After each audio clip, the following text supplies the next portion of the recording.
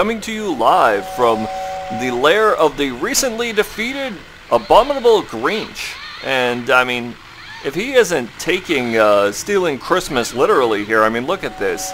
Yule tree, presents, choo-choo train, corgi, all jammed in his cave here. I mean, like, holy crap. Oh no! Oh crap! Oh, please don't kill me. I have reporting to do. Damn it.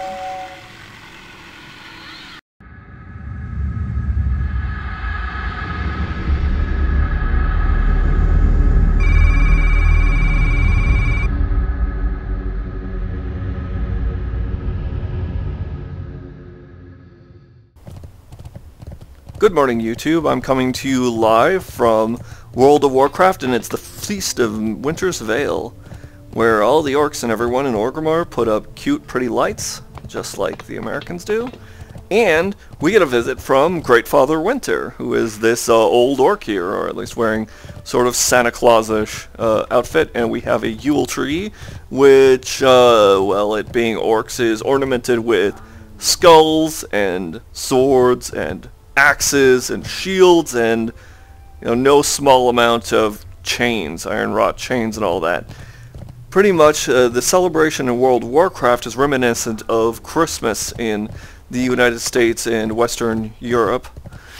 And about this time, multiple different cultures celebrate a sort of winter solstice or midwinter celebration, including December 25th, which is ostensibly the birth date of Mithra from the Zoroastrian religion, and also a festival that the Romans used to take part in called Saturnalia, which started on the 17th and then ended about the 23rd, which involved the exchange of presents, and now, which probably was a direct influence on today's gift-giving culture during Christmas time, and interestingly enough, eventually led to the extreme of the holiday becoming such a commercialized product, because the gift giving, and as you can see there's tons of presents here underneath the tree in Orgrimmar, the gift giving became a massive consumeristic subject of getting stuff for other people, and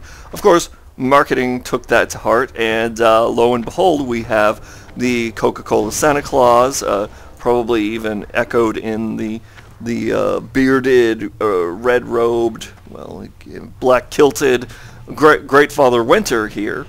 And if we just go this way a little bit, not too far, there's a Tauren who'd like to talk to you.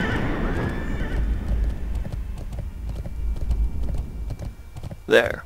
His name is, Furmund. Anyway, he'll send you to Thunder Bluff to speak to the chieftain. And the chieftain of the Tauren has a book about the origins of Wintervale in Azeroth, and they're a little bit upset that essentially this guy, this Great Father Winter archetype here, and the goblins have been taking over the holiday for, well, commercial reasons that I had just previously spoken of.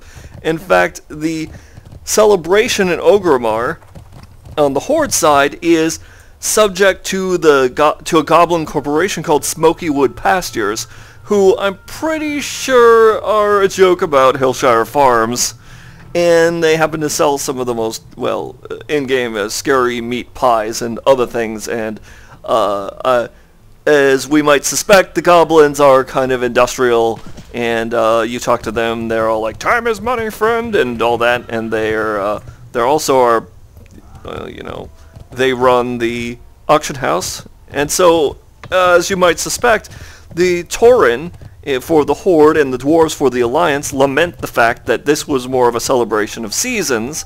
Point in fact, you talk to Furmund, and the name of the quest that sends you to speak to the chieftain to get a book on what Great Winter, or at least Winter's Veil, is all about, is called The Reason for the Season.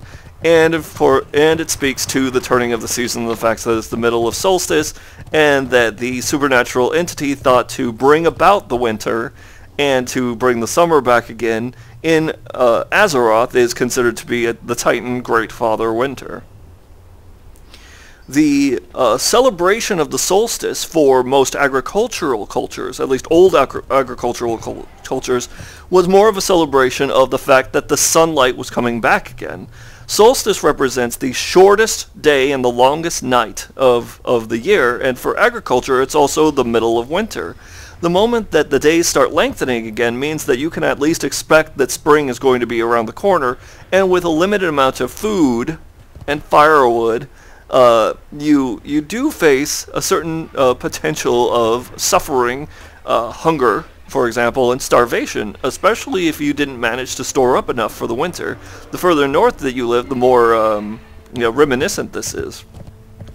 We look into the Germanic cultures, and we have the tradition of putting up the Yule tree, or at least Yule logs, which are burned on a hearth in order to keep people warm and to hang out around them. And example, the evergreen is used as a representation that not all dies during winter. When the snow comes down and kills the world, essentially, by draping it all in white, we have a reason to expect that maybe it won't be coming back again.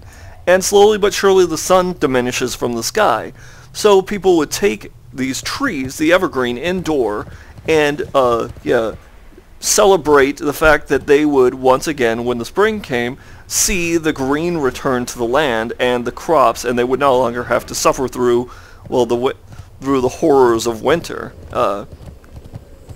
Modern day celebrations still maintain the gift giving of Saturnalia, the taking of evergreens, the cutting of holly and mistletoe. In fact, mistletoe is a function in the World of Warcraft event. If you happen to find them, they're hiding around here somewhere, there are probably a pair of winter revelers. And you make a smooch at one of them. I think these are the... No, they might... You make a smooch at one of them and you get some mistletoe or holly in your bag. Mistletoe, of course, has a Christmas tradition where you're supposed to kiss people under it. And holly, of course, is part of, deck the halls with boughs of holly.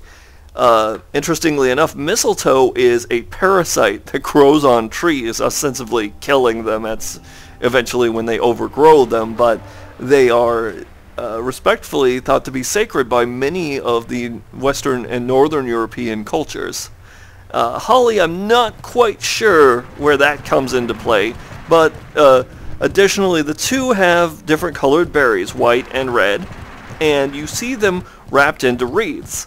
Wreaths are common to a multitude of different cultures, especially in Northern Europe, as a sign of the turning of the wheel of the year, as in the sun wrapping around the earth, or as we know now, the earth moving around the sun.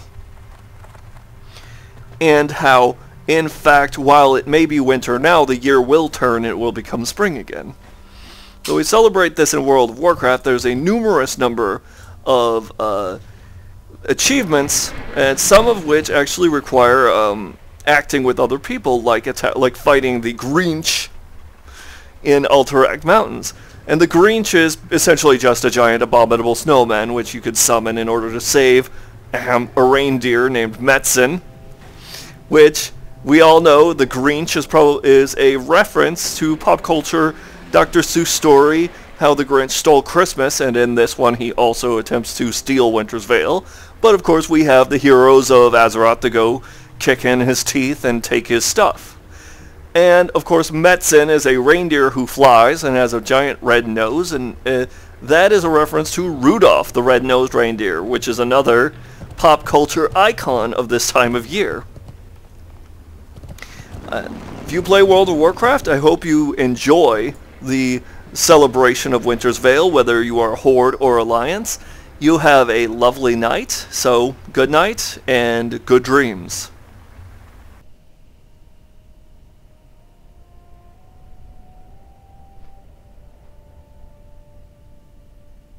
Goodbye.